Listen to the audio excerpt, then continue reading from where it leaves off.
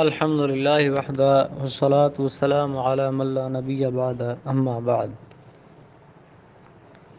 ناقص کے قواعد میں سے آج 3 قاعدے ہم پڑھیں گے، وہ ہے قاعدہ ترمینہ، یرضا اور داعن۔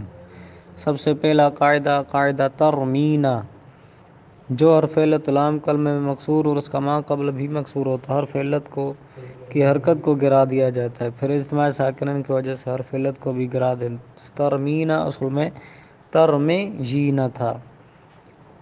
آگے قاعدہ یرضا، قاعدہ اس طرح کہ جو واو اصل میں تیسری جگہ ہو، وہ بسبب زیادتی کے چوتھی جگہ یا اس سے زیادہ میں واقع ہو اور اس کے ما قبل کی حرکت اس کے مخالف ہو تو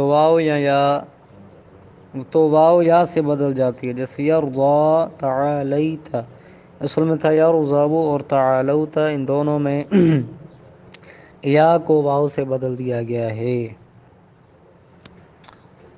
آگے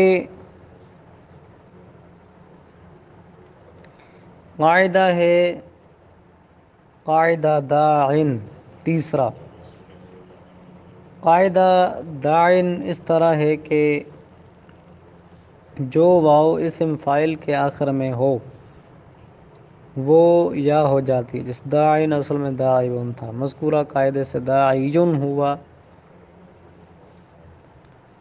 پھر قاعدہ رضو سے یا کی حرکت حذف کر کے اجتماع ساکنین کی وجہ سے حذف کر دیا تو یہ داعن ہو گیا۔